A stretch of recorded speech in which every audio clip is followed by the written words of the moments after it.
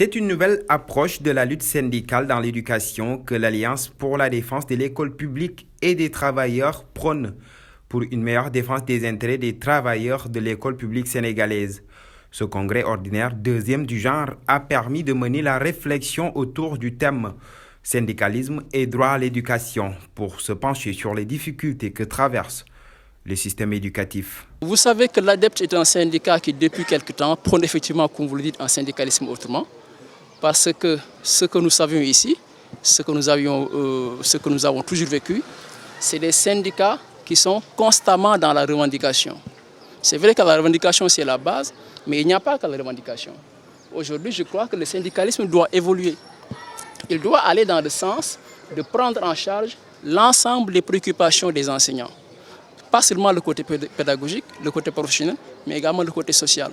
Je crois qu'on s'y met depuis quelques années et on a eu de bons résultats, tout simplement en écoutant tout le monde, en essayant d'apporter des solutions aux problèmes de chacun.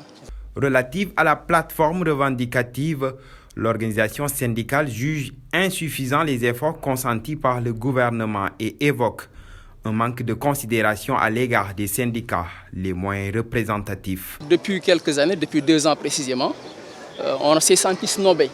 On s'est senti snobé par le ministère de l'Éducation nationale, tout simplement parce que, au sortir des élections de représentativité, nous n'avions pas 10% et que sur cette base-là, on a été définitivement écarté de toutes les formes de négociation.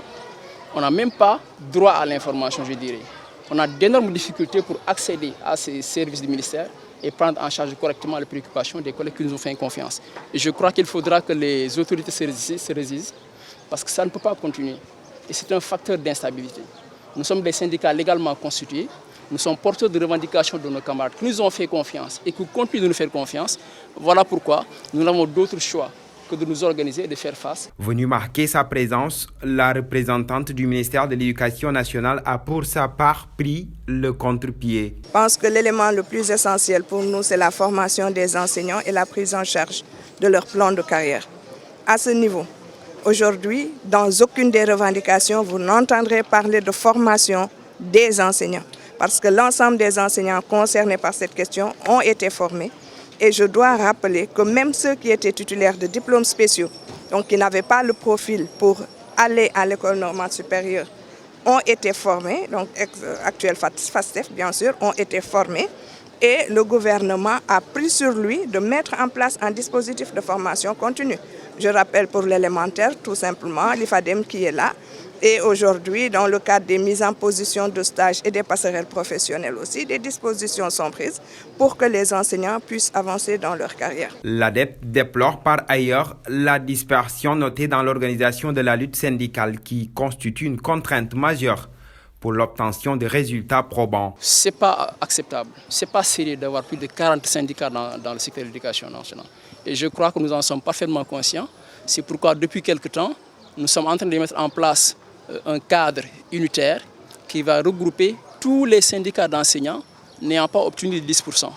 Ce sera un seul cadre qui va parler au nom donc, de tous ces syndicats-là et qui pourra, je l'espère, être entendu par les autorités pour qu'on puisse ensemble, de façon concrète, prendre en charge également les préoccupations des enseignants qui nous ont fait confiance. L'ADEPT va, à travers ce deuxième congrès ordinaire, réfléchir sur des pistes de solutions relatives à la crise que traverse l'école publique.